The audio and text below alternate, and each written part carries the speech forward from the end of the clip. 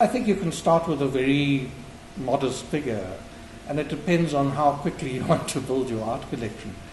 I think in the South African market, probably your best choices start around about 25,000 Rand, and then you're looking at smaller works and works on paper or prints, hand-printed originals.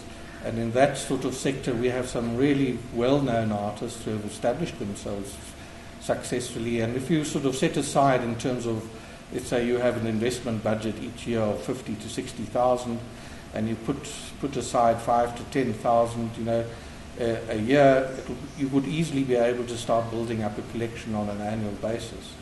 Obviously, the high stakes game, when you're looking at a few million or a few 100,000, is a very different game, and the way you deal in it is slightly different than when you're buying perhaps smaller, low-value items.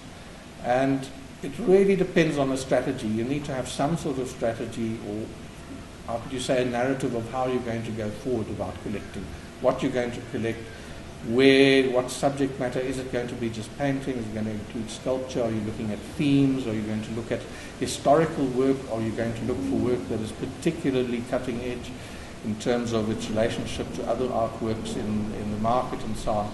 So there's a huge diversity of possibilities, and within in that you have a huge diversity of pricing as well.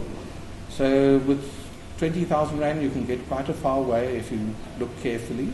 And that doesn't mean just going to art dealers, it's also looking at auctions, but in particular you need time. I suppose that's probably the most valuable commodity when you're going into the art market, is you have to be prepared to keep looking and looking till you find the right piece.